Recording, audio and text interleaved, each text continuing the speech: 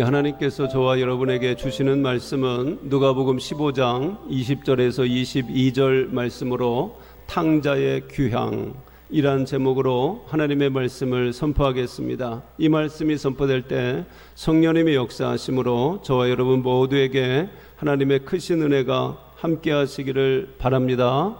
아멘. 세 명의 도둑이 부잣집을 털기로 모의를 했습니다. 그래서 그 부잣집을 성공적으로 도둑질을 잘 했습니다. 그래서 많은 보석과 그리고 현금으로 30억을 이제 훔치게 됐습니다. 그래서 그들이 이제 세 명이니까 나누면 이제 10억씩 이제 가지게 되겠다. 그래서 너무 좋아서 이제 축배의 잔을 들기로 했습니다. 그래서 두 명이 그 돈을 지키고 한 명이 이제 동네에 나가서 동네 슈퍼에서 이제 술을 사가지고 이제 오게 되었습니다. 그런데 그 돈을 지키고 있던 그 두 명이 이런 생각을 했습니다. 나간 저 한 명을 죽이면 우리 둘이 15억씩 세 명이면 이제 10억씩인데 한 명이 없어지면 이제 15억씩 우리가 받으면 가져가면 더 좋겠다, 이렇게 생각을 하고 그 술 사러 간 그 도둑을 친구를 이제 죽이기로 그렇게 했습니다. 그래서 이제 술 사갖고 온 그 도둑이 이제 들어오게 되니까 이들이 갑자기 그 사람을 잡아서, 그 친구를 잡아서 목을 졸라서 죽이게 됐습니다. 그래서 이제는 이제 우리가 이제 15억씩 갖게 되었다. 너무 좋아서 이제 그 축배의 잔을 들게 됩니다. 그리고 그 술을 이제 실컷 먹고 있었는데, 근데 그 나머지 그 술을 먹었던 이 사람도 죽었습니다. 왜 죽었을까요? 술에 독이 들어간 것입니다. 그러니까 이 술을 사러 간 이 친구가, 이 도둑이 세 명이 나눌 수가 없다. 나 혼자 이 30억을 다 가져야 되겠다, 이렇게 생각을 하고 술에 독을 탄 것입니다. 그래서 자기는 목 졸라 죽고, 그 다음에 나머지 그 두 친구는 이렇게 술에 독을 이제 타서 자기들도 또 죽게 돼서 세 사람 다 죽게 되었다라고 하는 그런 내용입니다. 여러분, 이렇게 죄는 반드시 대가가 이렇게 치르게 되는 것입니다. 그래서 우리는 이것을 죄의 부메랑이다, 죄의 부메랑이다, 이렇게 말합니다. 그렇습니다. 내가 죄를 지으면 그 죄의 대가는 반드시 내가 치루어야 된다라는 것입니다. 그것이 바로 하나님의 원리인 것입니다. 우리는 이 죄인의 상태로 하나님 앞에 나갈 수가 없죠. 그래서 우리는 먼저 우리의 죄를 고백해야 하는 것입니다. 자기의 죄를 고백할 때 우리는 진정한 치유와 회복의 은혜를 경험할 수가 있는 것입니다. 오늘 여러분들이 정말 내가 하나님 앞에 어떤 죄인인가를 발견하시기를 바랍니다. 그리고 내 죄, 그 죄를 주님 앞에 고백할 수 있는 그런 아름다운 그런 은혜의 시간이 되시기를 바랍니다. 오늘 또 탕자에 관하여서 말씀드리겠습니다. 바로 이 둘째 아들, 이 탕자는 일어나서 이 아버지께로 돌아옵니다. 아버지는 날마다 아들이 언제 돌아올까 해서 집 앞에 나와서 기다립니다. 그때 이 아버지는 멀리서 이 아들이 오는 것을 알아봅니다. 그리고 아들을 향하여서 아버지는 달려가게 됩니다. 달려와서 아들을 부둥켜 안고 볼을 비비면서 입맞춤을 해줍니다. 아들은 아버지 앞에 무릎을 꿇고 고백합니다. 아버지, 내가 하늘과 아버지에게 죄를 지었습니다. 이제 나는 아들이라 일컬음을 감당하지 못하겠습니다. 그러나 아버지는 그를 품꾼으로 여기지 않습니다. 종들에게 명령해서 우리 아들에게 제일 좋은 옷을 입혀라, 제일 비싼 가락지를 끼워줘라, 제일 귀티나는 신발을 신겨주어라, 이렇게 명령을 합니다. 여러분, 우리는 누가복음 15장 이 탕자의 비유를 너무나 잘 알고 있습니다. 그런데 우리는 이런 생각을 해봅니다. 보통 이 평범한 그 가정이라고 하면 아들이 아버지가 돌아가시기도 전에 유산의 그 2분의 1의 그 상속을 받아서 돈 벌겠다고 먼 길을 떠났다가 다 탕진하고 빈손으로 거짓거리 되어서 돌아온다고 하면 어느 아버지가 그 아들을 기쁘게 맞이할 수가 있겠습니까? 아마 다리 몽댕이를 부러뜨리지 않겠습니까? 집안에 아마 발도 들여보내지지 않을 것입니다. 내쫓아 버릴지도 모르겠습니다. 그런데 오늘 본문의 아버지는 그렇지 않습니다. 나가서 이 탕자인 아들을 기다리고 있습니다. 또 돌아오니까 반갑게 맞이해 줍니다. 또 입맞춤을 해줍니다. 그리고 귀한 아들로 대접을 해 주는 것입니다. 정말 오늘날 우리 현실의 아버지라면 이렇게 할 수가 있을까요? 좀 더 구체적으로 설명을 해본다면 아들이 등록금을 달라고 졸라서 아버지는 여기저기에서 100만 원씩 모아서 한 400만 원을 만들어 줬습니다. 근데 아들이 등록금은 안 내고 친구들과 도박을 하다가 또 술값으로 다 탕진해버리고 아버지가 무서워서 집에 들어오지 못하고 친구 집에서 일주일을 버티고 있다가 더 이상 못 견뎌서 아버지 집에 기어 들어온다고 한다면 어느 아버지가 그 아들을 기쁨으로 맞이할 수가 있겠습니까? 혹시 마음이 좋은 이 아버지라면 내쫓지는 않겠지만 그 아들이 뭐 잘났다고 뭐 새 옷을 입히고 인장 반지를 끼우고 또 새 신발을 신겨줄 아버지가 어디 있겠습니까? 현실적으로 불가능한 일이라는 것입니다. 좀 더 엄격한 아버지라고 하면 너는 이제 내 아들이 아니다, 너희 집은 여기가 아니다, 나가라 이놈아 하면서 내쫓던지 아니면 그를 무릎 꿇린 채로 반성문을 쓰게 하든지 그에게 질책과 꾸지람을 주지 않겠습니까? 이것이 보통 일반적인 가정의 아버지라고 말할 수가 있겠습니다. 그런데 오늘 본문의 아버지는 어떻습니까? 바로 거지가 된 이 탕자의 모습으로 정말 거지 중에 상거지가 되어서 모든 것을 탕진하고 돌아왔지만 아버지는 진심으로 아들을 맞이해 주었습니다. 아버지의 이 환영 속에는 진정한 사랑과 용서가 그리고 애정이 담겨져 있는 것입니다. 이것이 바로 아버지의 무조건적인 그런 사랑인 줄로 믿으시길 바랍니다. 아들보다 아버지는 그 아들을 먼저 알아봤습니다. 그리고 아들을 향하여서 달려가는 이 아버지의 사랑을 느낄 수가 있습니다. 아들이 아버지 앞에 무릎을 꿇고 회개하기 전에 이미 아버지는 용서의 마음으로 그를 향하여서 달려갑니다. 아니, 아버지는 아들이 집을 떠나는 순간 이미 그 아들을 용서했기 때문에 그렇습니다.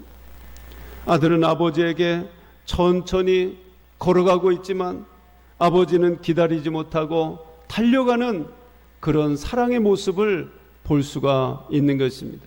이것이 바로 우리 하늘 아버지의 모습이 아니겠습니까? 우리는 아버지 앞에 천천히 회개하러 가지만 아버지는 우리를 용서하기 위해서 힘차게 달려오시는 줄로 믿으시기를 바랍니다. 여러분, 탕자의 귀향이란 무조건적인 아버지의 용서와 사랑과 회복이 있지만 우리는 한 가지 기억할 것이 있습니다. 그것은 바로 탕자의 죄의 고백인 것입니다. 탕자는 아버지 앞에 뭐라고 고백했을까요? 21절의 말씀을 보겠습니다. 아들이 가로되 아버지, 내가 하늘과 아버지께 죄를 얻었사오니 지금부터는 아버지의 아들이라 일컬음을 감당치 못하겠나이다. 오늘 아들은 아버지 앞에 내가 하늘과 아버지 앞에 범죄를 했습니다, 이렇게 고백을 하는 것입니다. 지난주에 아들이 내가 아버지께 돌아가면 이제 내가 아버지의 아들이라 일컬음을 감당하지 못하겠사오니 나를 품꾼의 하나로 부소서, 이렇게 말하겠다고 했습니다. 그런데 이제 아버지를 만나니까 아들은 자기 자신을 더 낮추어서 내가 하늘과 아버지 앞에 범죄했다라고, 죄인이라고 이렇게 고백을 하는 것입니다. 그는 육신의 아버지 앞에, 그리고 하늘 아버지 앞에 그는 범죄한 존재라고 자신을 낮추어서 고백을 하는 것입니다. 이것이 바로 치유의 시작인 것입니다. 탕자는 집을 떠나기 전에는 자기 자신이 얼마나 큰 죄인인지 결코 알지를 못했던 것입니다.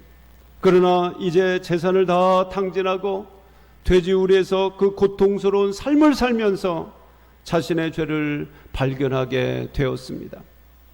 많은 사람들은 자신의 죄를 해결하기 전에 형통하기만을 원합니다. 그러나 인간의 모든 축복은 우리가 하나님 앞에 나아가 죄인임을 고백할 때부터 하나님의 은혜가 시작되는 것을 믿으시길 바랍니다. 하나님의 치유의 회복은 반드시 자신의 죄를 고백함으로 시작하는 것입니다. 둘째 아들은 아버지 집에서 풍요롭게 살 때에, 그가 많은 돈을 가지고 허랑방탕하며 사용할 때에 자신의 죄를 전혀 알지를 못했습니다. 여러분, 사람이 자신의 죄를 알지 못하고 살아갈 때 가장 위험한 여행이 될 수밖에 없습니다. 유산으로 재산을 받은 아들은 먼 길을 떠나서 자신의 욕망을 억누르지 못하고 환락과 음탕으로 시간을 보내며 재산을 다 허비한 후에야 자신의 처참한 죄성을 보게 되는 것입니다. 여러분, 자신이 죄인인 줄을 모르고 살아온 그 아들에게 하나님은 찾아오셨습니다. 그리고 하나님은 그에게 죄를 볼 수 있도록 그의 눈을 열어주신 것입니다. 하나님이 열어주신 눈으로 자신의 그 죄악을 발견하고 그는 두 가지를 고백하고 있는 것입니다. 바로 내가 하늘과 아버지 앞에 죄를 지었습니다. 여러분, 그가 어떤 죄를 지었을까요? 창기들과 노란한 것, 물론 그것도 죄일 것입니다. 많은 재산을 낭비한 것, 물론 그것도 죄입니다. 그리고 자신의 인생을 스스로 망쳐버린 것 또한 그것도 죄일 것입니다. 그러나 가장 큰 죄가 있다면 그것은 자신의 마음에 하나님으로 채우지 못한 것입니다. 그의 마음에 아버지에 대한 사랑으로 채우지 못하고 음욕으로, 또 쾌락으로, 그리고 돈으로 가득 채우고 살아왔던 자기 자신의 죄인 것입니다. 그리고 그것을 따라갔고 그는 아버지를 떠나기를 원했던 것입니다. 이것이 바로 가장 큰 죄였던 것입니다. 이제 죄를 깨달은 이 탕자는 내가 나쁜 친구들에게 꾀임을 빠져서 이런 모양이 되었습니다. 여인들의 그 유혹에서 나는 방탕한 존재가 되었습니다. 그리고 기근 때문에 내가 망했습니다. 이렇게 변명하지 않았습니다. 그는 아주 간결하게 아버지 앞에 고백합니다. 내가 하늘과 아버지에게 죄를 지었습니다. 여러분, 교도소에 있는 그 수감자들은 대부분 자신은 억울하다라고 하는 것입니다. 나는 죄 지은 것이 없는데 억울하게 여기 잡혀왔다고, 부모를 잘못 만나서, 친구를 잘못 만나서, 그 사람 때문에 운이 없어서 여기에 잡혀왔다고 하는 것입니다. 여러분, 그렇게 생각하면 변화가 없는 것입니다. 새 사람이 될 수가 없는 것입니다. 저도 목회를 하면서 그 교도소에 신방을 간 적이 있습니다. 교도소에서 면회를 이제 하면서 이렇게 대화를 이제 그 유리문에다가 이렇게 마이크로 이렇게 하는데, 그 이제 대화를 이렇게 하다 보면 자기가 전적으로 100% 잘했다, 100% 내가 잘못했다, 이렇게 말하는 사람이 한 명도 없더라고요. 다 그 사람 때문에 내가 이렇게 죄졌다라는 거예요. 억울하다라는 거죠. 그러면 여러분, 자기의 죄를 발견하지 못하면 변화가 없는 것입니다. 치유와 회복은 자기의 죄가 무엇인지를 깨닫고, 내가 이 죄를 하나님 앞에 회개해야 되겠다, 이런 그 깨달음이 있고 또 회개의 고백이 있어야 진정한 변화가 그리고 회복이 있게 될 줄로 믿으시길 바랍니다. 그러므로 자신의 죄를 깨닫는 것이 바로 은혜인 줄로 믿으시길 바랍니다. 그래서 오늘 말씀을 통해서 내 죄를 깨닫게 될 때 그것은 하나님 앞에 은혜 받은 줄로 믿으시길 바랍니다. 내가 죄인임을 발견할 때에 여러분에게는 희망이 있는 줄로 믿으시길 바랍니다. 이제 둘째 아들은 환경을 탓하지 아니하고 자신을 무기력하게 보낸 이 아버지를 원망하지 아니하고 또 나쁜 친구를 원망하지 않고 모든 것을 자신의 죄악으로 고백한 줄로 믿으시길 바랍니다. 아들이 죄를 고백하고 아버지 앞에 무릎을 꿇을 때 복을 주시는 것입니다. 그래서 22절의 말씀을 보니까 아버지는 종들에게 이르되 제일 좋은 옷을 내어다가 입히고 손에 가락지를 끼우고 발에 신을 신기라. 오늘 이 아들에게 아버지는 생각하지 못했던 엄청난 복을 주시는 것입니다. 자기 자신은 단지 죄를 깨닫고 나는 죄인입니다 하고 아버지 앞에 간 것뿐인데 아버지는 그에게 복을 주시는 것입니다. 제일 좋은 옷을 입혀줍니다. 아마 요셉이 아버지로부터 받았던 그 채색 옷이었을 것입니다. 아들에게 가장 좋은 옷을 준다라고 하는 것은 그 아들을 우리의 가정의 귀한 아들로 인정한다라는 것입니다. 우리 집의 품꾼이나 종들이 아니라 아들로서 인정한다, 그런 뜻을 가지고 있습니다. 아버지는 그의 모든 고난을 회복시켜 주신 것입니다. 그리고 손가락에 가락지를 끼워줍니다. 가락지는 인장과 같은 것입니다. 옛날에는 꽝 찍으면 그 효력이 발생이 되죠. 아버지의 재산을 상속시켜 준다라고 하는 뜻을 가지고 있습니다. 이미 재산을 다 탕진하고 상속의 권한이 없지만 이제 다른 상속권을 준다라고 하는 그런 뜻을 가지고 있습니다. 다시 말해서 아들의 권한을 다시 회복시켜 준다, 그런 뜻을 가지고 있죠. 세 번째로 아버지는 아들에게 신발을 신겨줍니다. 당시 노예는 신발이 없었어요. 자유인들만 신발을 신고 다녔습니다. 그러나 당당히 신발을 신음으로써 이제 아버지의 아들로서 자유와 권한을 회복한 것입니다. 이렇게 아버지는 죄인임을 고백하고 온 그 아들에게 기쁘게 맞아주었고 그리고 아들로서 인정해 주었던 것입니다. 이것이 바로 하늘 아버지의 사랑인 줄로 믿으시길 바랍니다. 그리고 이어서 하늘 아버지는 둘째 아들이 가지고 있는 그 상처를 치유해 주었습니다. 우리는 상처라는 말을 요즘 트라우마 그렇게 이야기합니다. 예를 들면 어렸을 때 이 폭력적인 그 아버지 밑에서 성장을 하면 그 아버지에 대한 그 트라우마, 그 상처가 있는 것입니다. 그래서 그런 아버지, 그런 사람은 이 하늘 아버지의 그 사랑을 쉽게 발견하지 못하는 것입니다. 왜냐하면 아버지 그런 말만 들으면 늘 폭력적인 그런 아버지가 생각나기 때문에 하나님 아버지 그렇게 얘기하지 않습니까? 하나님 아버지 이렇게 부르지 않습니까?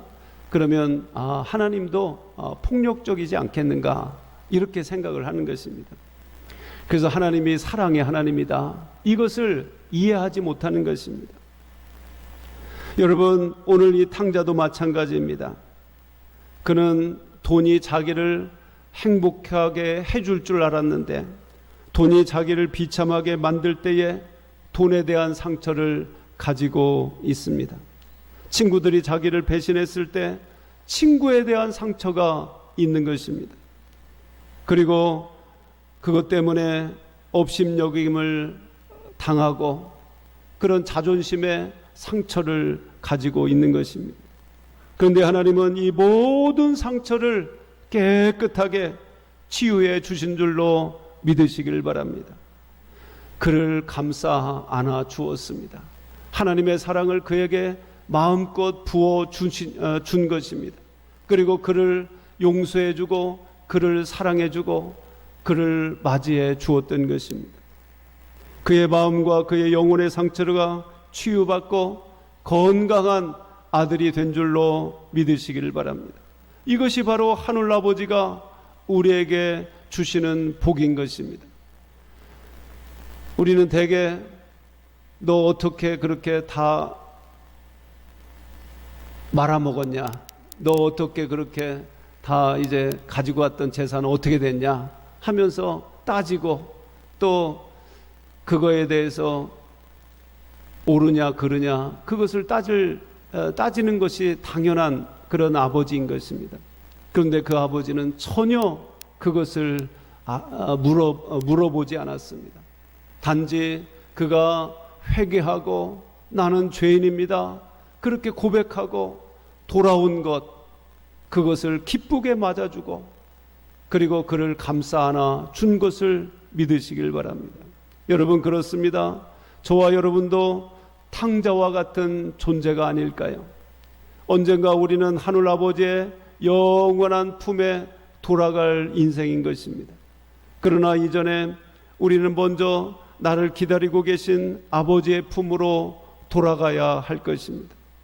그러나 자신이 범죄한 탕자임을 깨닫지 못하는 사람은 결코 아버지의 품으로 돌아가지 못하는 것입니다. 또한 이 큰아들도 떠나지는 않았지만 집안에 있는 탕자인 것입니다. 왜냐하면 아버지의 마음을 이해하지 못했기 때문에 그렇습니다. 우리도 교회를 떠나지 않았지만 아버지의 마음을 깨닫지 못하고 세상을 따라가고 죄를 따라갈 때에 방황하는 인생이 될 수밖에 없는 것입니다. 그래서 사실 이제 떠나간 이 둘째 아들을 탕자라고 하지만 그러나 떠나가지 않은 이 집안에 있었던 그 큰아들도 바로 탕자인 것입니다. 세상의 쾌락과 돈으로 자신을 채우고 아버지를 떠나려고 했던 그 우리들은 다시 주님의 품으로 돌아가야 하는 것입니다. 왜냐하면 하늘 아버지에게 소망이 있는 것입니다. 하늘 아버지에게 생명이 있는 줄로 믿으시길 바랍니다. 하늘 아버지에게 축복이 있는 줄로 믿으시길 바랍니다. 그래서 많은 사람들은 내가 어떻게 이렇게 교회에 나와서 예배드리는데 내가 왜 죄인이냐 이렇게 질문을 하는 사람들이 있어요. 여러분 감옥에 있어야만 꼭 죄인이겠습니까? 아닙니다. 붙잡히지 않은 죄인들도 많이 있는 것입니다. 하나님의 품 안에 감옥처럼 여기며 살아가는 그런 사람들이 많이 있습니다. 하나님을 따라가는 것을 어렵게 생각하고 있습니다. 구속이라고 생각합니다. 아버지의 품을 감옥처럼 여기고 빠져나갈 생각만 하고 그렇게 하나님을 벗어나야만 세상에서 내 꿈을 펼치고 내 욕망을 이룰 수 있다라고 그렇게 생각을 하고 있는 것입니다. 이것이 바로 죄인된 우리들의 모습인 것입니다. 탕자는 아버지의 집을 떠나기 전에 이미 그는 죄인이었습니다. 그는 아버지를 싫어했고 또 아버지를 부정했습니다. 아버지를 따라가지 않았습니다. 왜냐하면 돈이면 다 되는 것처럼 생각을 하고 이미 돈의 노예가 되었습니다. 돈을 벌어서 멋지게 인생을 근사하게 살 거라고 생각을 했습니다. 돈을 따라가는 인생이었습니다. 한편으로 그의 마음은 온통 쾌락과 야망과 꿈과 돈으로 빼앗겨 있었기 때문에 그는 이미 아버지를 떠난 그런 사람이었습니다. 우리 사랑하는 성도 여러분, 바로 제가 탕자인 것입니다. 바로 여러분이 탕자가 아니겠습니까? 그래서 우리는 하늘 아버지 앞에 내가 범죄하였나이다, 내가 아버지 앞에 범죄하였나이다, 이렇게 고백하면서 하나님 앞에 무릎 꿇으시기를 주님의 이름으로 축원합니다. 아버지 앞에 돌아오시기를 주님의 이름으로 축원합니다. 그래서 완전한 자유와 그 치유와 은혜를 경험할 수 있는 저와 여러분의 아름다운 삶이 되시기를 주님의 이름으로 축원합니다. 기도하겠습니다. 할렐루야. 하나님 아버지 감사합니다. 오늘 탕자가 돌아왔습니다. 돌아올 때 나는 죄인입니다, 이렇게 고백을 하고 내가 아버지 앞에 죄를 범하였습니다, 이런 그 고백을 하고 돌아왔습니다. 그런 그 고백을 하고 돌아온 그를 그 아버지는 기쁘게 맞아주었고 그를 축복해 주었습니다. 그것 때문에 그 탕자는 회복되는 은혜, 아버지 하나님 복받는 은혜가 된 줄로 믿습니다. 하나님, 우리들도 하나님 앞에 돌아오게 하여 주옵소서. 하나님을 온전히 따라가지 못하고 아버지 죄를 따라서 유혹을 따라서 살았던 모든 죄를 하나님 앞에 이 시간 회개하고 하나님 앞에 고백합니다. 하나님, 우리를 맞아주시고 우리를 치유해 주시고 우리에게 복을 허락하여 주시옵소서. 그런 은혜가 우리의 삶 가운데 있기를 원합니다. 고백하며 아버지 복을 받을 수 있도록 축복하여 주시옵소서. 감사드리며 사랑 많으신 예수님의 이름으로 기도하옵나이다. 아멘.